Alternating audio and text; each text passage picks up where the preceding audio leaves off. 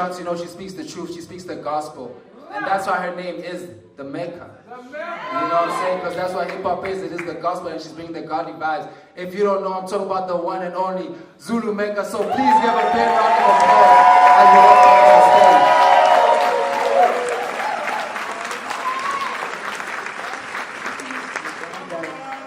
stage. It's Mecca, baby. How you doing, Queen? I'm alright, I'm alive, you know. You're alive, you're busy. Before you landed here, you had the Hunters experience. How was that? Oh yeah, no, it was incredible. It was absolutely incredible. Got to see Monga K live. He's incredible as well, so. Now, South African musicians are crazy. They It's go too in, much, yeah. It's too much, it's going deep. So Yeah. how do you feel right now about, I would say this is kind of like our golden age of South African artists where the whole world is looking to South Africa for stories, for guidance, for what's happening in the world. And how do you feel right now being an artist in this time? Man, look, we've always had it. We've always had it. South Africa has made beautiful music and beautiful art for decades, for a very, very long time. And I think it's about time. I think it's too late, actually. I think, you know, the world is a bit late in catching up. But everything in due time, I definitely am honored to be a part of it and to be a contributor to the industry, to entertainment industry, to music, to hip-hop. I'm definitely honored. Yeah. Now, we're honored to have you. It's a blessing to have you. And, you know, you talk about, you know, the art, we've always been a happy culture, you know, happy people made happy music. And that just makes me go into one of your tracks that I love the most, Happy Art, you know, and do happy people make good art? And I want to know, what are your thoughts about that? Do you feel like sometimes as artists, you feel you need to be sad, you need to be in a depressed place to get out the pure art, the real art? And it's not the same as happy music because sometimes people don't relate to it as much. Where's your actual thoughts about that? I mean, the reason why I asked the question is because I'm constantly thinking about that. It's like, when I made my best music is when I was at my lowest. And I just feel like people relate to things that move them. And I think we can all relate to fear, to doubt, to heartbreak, to sadness. And you know, I think we can all relate to happiness as well. But I'm not gonna lie, for me, it's hard to make a happy song that isn't corny. I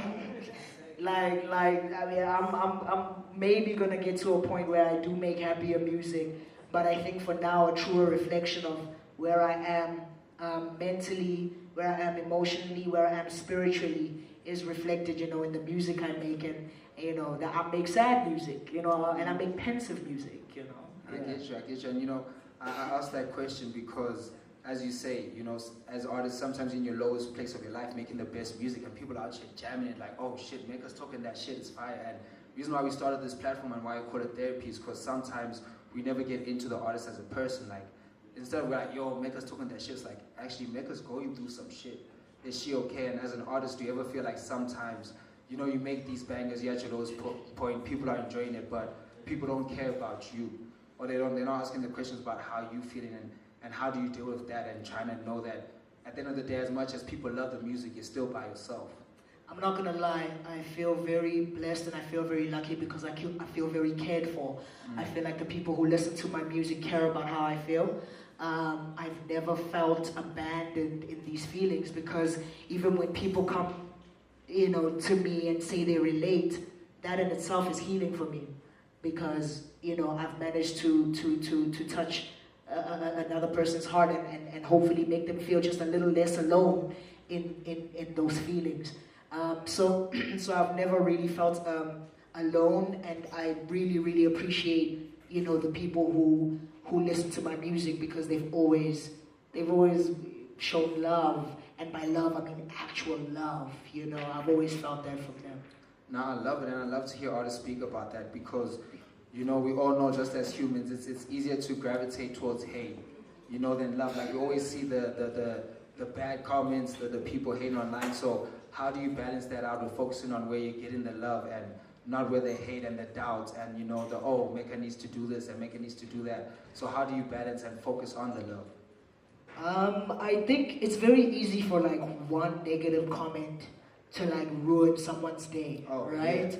And it's messed up because you can get 100 great comments about people saying they love your music, and then it just takes that one little hater that just so then you like hyper focus on them. You know what I mean? But yeah, it's been a journey getting to that, because I used to be that person. I used to hyper focus on that one thing that one person was saying, and you know, I needed to get myself out of that. I needed to say, hey, look, there's 100 people that love what I do and love what I have to say. Let me focus on them. Let me give them the energy, because you know, where you put your energy, it grows. So I want the love to grow. So yeah, I just blog these days. Just blog over. For real. And just mize the noise. Just mize, you know. I mean, look, I've been fortunate enough that I can count the number of haters that have been vocal on one hand. I'm really not at a point yet where I feel like, you know, I got haters. Oh, I need my haters. No. Anyone that stepped up to me and said something, I can count them on one hand. It hasn't been that many. And I feel very lucky. I feel very blessed that I can say that. That's a privilege. No, it is a privilege, and I think that just speaks to the talent that you are, you know. And I tell people, even when you're looking at the comments, it's like, you see 20 likes on Instagram, but in real life, if 20 random people just came to you and said, boy, you're looking fly today, you'll be like, oh, yo, I'm feeling myself a bit, you know. But talk about how blocking the outside noise, you're still conscious of the outside noise, because you get tracks like, Do You Get Bitches? Where it's like, cool, the rap shit is nice and dope, but at the end of the day, where's the money? Am I getting, you know, the things that are going to make people look at me and be like, oh, you a superstar, like, oh, you roll with who and who, like, we can put you up in that class. So how do you balance the two? Because throughout your music, we always hear the dichotomy of both, and trying to fight the balance of, A, I want to be popping, but I want to keep it real. But at the same time, do you get bitches? Are you asking, is that a real question? Now, I know your real life. I know your real. No, but for real, I hear that, and that's constantly the journey. Every time I write something, that's what I'm thinking about. You know, I can make it super abstract, and I can make it for people who read the things I read and watch the things I watch. But at the end of the day, that's alienating a lot of consumers, a lot of hip-hop lovers, you know? So I constantly have to think about, okay, Shab, I can, you know, how can I appeal to as many people as possible without compromising who I am as an artist and as a storyteller and as a writer? I'm constantly towing that line. Every time I write something, I think about that. And it's not even in a way that's like deep and stressful. It's just like it has to be in the front of my mind, because I love this thing. I love hip hop, and I need to know that if everything else fell away, I can make a living off this thing that I love so much.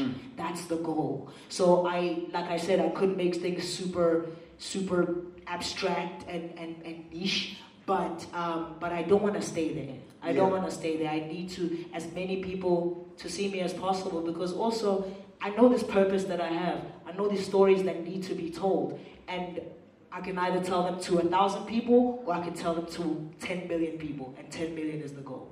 I love it. Yeah. Gotta give it up. 10 million is the goal, baby. Until we get there, that's what we're reaching for. And I love how you talk about, you know, you gotta be conscious of the superficial, but still go deeper than that. And that's why I love the title of this EP, Seams. Because, you know, if you're really into fashion, it's like, okay, some things might look superficial to you, like a black plain tee, you're like, whatever, they got that from Mr. Price, but they don't know that might be, you know, some Daniel Hitcher, that might be Gucci's. And if you look down, right down to the threads, like right down to the seams of it, it's something deeper than it. You know, the fabric is something, you know, expensive. It's something quality that's going to last forever. It's not just going to fade away after 2 washes and everything. So when you're making seams, where were you at in like breaking down who you are and trying to get right down to, you know, the point of it? And I mean that's exactly what it is. You know, the album, the name, sorry, the EP name came from, you know, I'm bursting at the seams, but I'm also like, I'm also unraveling at the seams, and those two things can exist at the same time. True. Do you know what I mean? True. And so for me, it was about breaking down who I thought I was, because I had an idea of the kind of artist that I was, and I knew that in order to evolve and grow, I had to break that down. And it's also an invitation for other people who thought they knew what kind of artist I was to get to see what I'm really made of, you know, to get to see the actual material. So it was just about that, you know, it's about being on the edge and on the brink at the same time. And that's where I was after taking so long off of music. When I started making the music for Seams, that's where I was. I felt like I was on the brink of something, but I also felt like I was on the edge, about to fall off. Ooh, yeah. That's lovely. That's crazy. And you know, when you listen to the album, you hear it a lot, because as much as you're obsessed with hip hop, and you know you're at your lowest point, it also feels like, as an individual, there's other things that you can get obsessed with that might not lead to, you know, your greatest moments and be a cause of your downfall, and having to fight those and overcome. So how do you overcome when you're at that point? How do you get back to the top and, you know, kind of find the God in you and find the light in you that, hey, I can forgive myself for my past sins and, you know, still see a brighter future to reconcile and rehab and kind of redeem myself? Prayer. Yeah. Prayer. That's all I can say. I talk to my Creator every day. I have to. That's home. That's source. You know.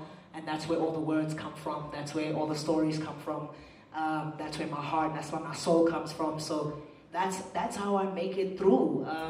It's not always easy, but I think if I can see the light, then I can always focus on it, and I can always get out of anything. You know.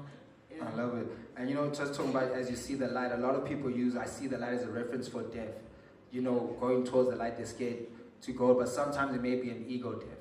You know, you need to kill parts of yourself to get to a new level. Absolutely. So in that battle of, like, you know, that internal battle, how do you, you know, kind of not let the bad overside the good besides prayer? Because even when you pray, you still have those doubts. What are the everyday kind of affirmations and habits that you have to go through to keep yourself in that mentality and in that phase? Man, that's a good question. My therapist has asked me that question before, so... Hip hop therapy, baby. We out here. I got no degree. But you know, we here. Man, I just, it's a strength of the mind, you know. I needed to learn to control my mind and then control the thoughts, because even during prayer, those thoughts come in, those negative thoughts, and I needed to, you know, see them come in, see them for what they are, because that, you know, it minimizes it automatically, and then let them pass through. Yeah, I can't focus on that. No, but I also can't pretend it doesn't exist. True. Because that makes it then bigger than what it actually is. Yeah. Yeah, and it's just going to build up and catch to you, you know. I tell people a lot of self-love means accepting the parts you hate about you as well. And you know, just talking about your growth and like you're talking about the outside noise, what seems we got a lot of new Mecca in it, like your track with Hannah Ray, right? Like people weren't expecting that at all. So how do you go about as an artist with developing, experimenting, trying new sounds, working with new artists, and hoping that the fan will be as receptive as you hope them to be? I mean, shout out to my team for that, because I can be so in my head. Man, Right Back with Hannah Ray wasn't supposed to come out. Serious? But Vaughn said, yo, this track, we need this track on Seams. We need this track on Seams. But I was so in my head, and I was so stuck on, what are people going to say? This doesn't sound like me. But what does that mean? I can define whatever that is. I'm the artist. True. You know? So, but I was so in my head about what I needed to sound like because of what I had established already. But I, you know, Vaughn is like, we're putting a song on the EP. but it's just, you know, so shout out to the team, you know. Yeah, there he is, yeah, Mr. EP. And it's trusting your team, and it's trusting other people's minds and other people's experience and other people's ears, you know. Sometimes they can hear what you can't hear. And I can overthink, man, like, I can overthink every verse, every bar. I'm like, trying to make it better and better and better, and that sometimes, you know, I just need to get out of my own way. So, you know, Vaughn yanked me out of my own way, and we have a beautiful song, a really groovy song, Shout out to Shooter for the beats as well, Shooter Coombs. Shout out Shooter. Shout out Shooter Coombs, yeah. Yeah. Shout out to Hannah Ray, yeah. So, yeah. Nah, I love it. And you talk about the team and Vaughn, you know, pushing for that track to be on. And I think a lot of artists are caught up in that age of trying to be a Kanye. You know, you got to do everything, you got to touch on everything. And sometimes, you know, to be the best at what you need to do, you just need to focus on the lyrics, focus on the writing, focus on the music, and be able to trust the team to have an executive producer in the back to say, you know, try this. Because I even tell people Kanye's his worst song is Gold Digger. He doesn't like that song. It's his biggest single, but someone had to tell him, you know, do that. So as an artist, how do you find that strength? Because it's such personal music. It's such, this is my story, this is my life. Like, how do you find the strength to trust someone and be able to allow yourself to be in the position to be like, you know what, maybe I do want to be on the stages and I got to stop thinking it's my way or the highway. Like, how do you get out of your own way? Because it's easy to say, but it's harder to do. Yeah, surrender. The past few years have been a real lesson in surrender for me.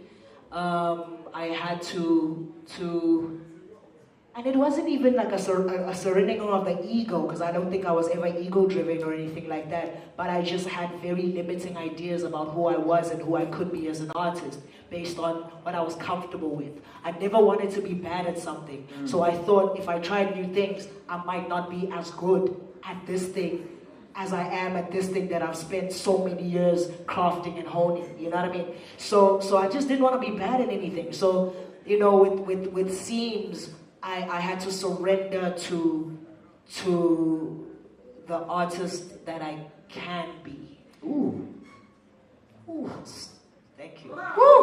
No, that was hard. I love that because, you know, we're always talking about surrendering who we are. We never want to surrender to who we're meant to be or who we want to be, and understanding that, you know, being in certain places, it does mean sacrificing parts of yourself, and then what you need to be, and collaborating with other people. Like even in this EP, you know, Job's Not Finished, we got you on a YOLO track. Shout out to YOLO. You met us on Daisy Day, YOLO. So how was it like working out with like new producers and, you know, reaching out and trying out, especially like, you know, YOLO's pretty young, 23, 22, new in the game, killing the shit. You know, reaching out to younger kids and trying to kind of like almost taking that co-sign OG position. You know, how was that for you, and like breaking down those barriers? And I don't even like really look at it like that, like any kind of a cosign or anything like that. I think it was a meeting of energies, and whenever it feels right is when it happens. So I just had to, it's part of the surrender, I just had to open myself up to new possibilities and seeing what other people have to offer and how I can complement what they got going on. I love that beat like immediately. And it's not a beat that people would expect from me. No, when I heard it, it's not a beat, you know what I'm saying? But immediately, and that's why it's the kind of song that it is, right? That's why it's like a talking my shit kind of song, which I don't usually do. Because, you know, it has to be done right, otherwise it just sounds corny for me, you know what I mean? It has to be done right, but that's why I sort of talk my shit, because, you know, as soon as I heard the beat, I was like, shit is fire. Fuck these other niggas. But it's like also, but who is that? Nobody's really, you know, I don't have ops or anything like that. So, but it's just, it was cool to sort of get into that character of talking my shit. You know what I mean? Yeah. Now, the ops of those 5 people you can count on your hand. Just when they see in real life, they're talking different. You know, and earlier on, you let out the word album stumble, you know. And I'll be on Twitter, I'll be watching Vaughn, I'll be watching Stay Low. Vaughn was talking about there's an EP coming out, there's an album coming out on the way, talking about how you're going to be lyricist of the year. No one's touching Mecca, so how's the Vaughn doesn't lie, by the way. No, Vaughn doesn't, he doesn't. No one in Stay Low lies, guys. Listen, Shit, y'all keep it real for real. So how's the process of making the album, and, you know, what are you expecting from yourself? Yeah. I mean, Seams has been out for 2 weeks, and I think mentally I've just been in Seams mode, especially after, you know, the recording and getting into the engineering and then the rollout. So mentally I do still have to make the switch to album mode. There are some songs already that are, you know, making a good case for the album. but I really, really want to lock in. I really, really want to like get in the zone, and I'm still getting there still, you know. I still need to figure out what I want to say, what do I want to talk about, you know. And it's going to happen. It's a very natural process for me. But I've been so like caught up in seams and the rollouts and the photo shoots and the videos and all that stuff that I still am yet to like switch into album mode completely. Ooh, now it's going to be interesting, you know, if you're talking about a switch, because like you said, from Webbed, you know, in 2022 to now seems it's a whole different sound, different vibe. Now you're saying you have to switch mindset into album mode. It's whole crazy, but one thing that's always been consistent, and I think it's in your name, you know, Mecca. We talk about hip-hop being the gospel. You got Mecca in your name, and even when you speak, there's a whole lot of talk about, you know, like you said, prayer, talking with the Creator, kind of being a priest yourself, you know, and kind of leading the people, showing the people in a way. So do you ever feel some type of pressure to kind of still be that Mecca for people to come back to when they need inspiration, they need the light, they need some hope? Yeah, I think the best way I can be of service to people is to be honest about the fact that I don't know everything, and that I'm also learning, and that I'm also growing along with them. And I think it's easier for people to follow me if they know that I'm also going through what they're going through, or have also been through what they're going through. So I never feel the pressure, you know, to be any kind of leader. I just, you know, I express what I think is interesting, and I express my ideas of how to make the world better, and how to, you know, make life more peaceful and more livable. And I think that that's what people gravitate towards. No, I love it, and it really, you know, even how you're speaking about just trying to help people make life more peaceful, it really does give, you know, gospel vibes, you know, following, just spreading love, trying to bring everyone together. And, you know, when talk about spreading love, before we let you on the stage and do your thing, what's the one message you want to spread to the people, you want to spread to anyone watching, anyone trying to be inspired, get to where you are, and, you know, just trying to be a beacon of hope for others?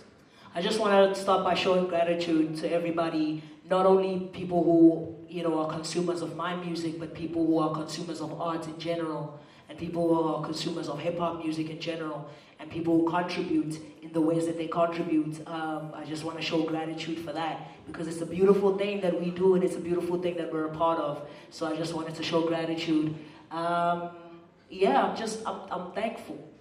I don't really even have any wise words or anything like that. I'm thankful to be here. I'm thankful to be here right now. I'm thankful to be here with you, and I'm thankful to everybody that came out to be a part of this thing. No, love it. And I was talking about being thankful. We're thankful that you're here with us right now. You are a blessing, and please give it up for Zulu Mecca. Thank you. He's about to bless us on the mic with a performance. You know you're about to get some tracks live from Scenes EP. So as we get ready for the performance, let's give a big shout out for Zulu Mecca one more time, ladies and gentlemen. Thank you, guys. Thank you for being here. Shooter Coombs is making his way to the DJ booth.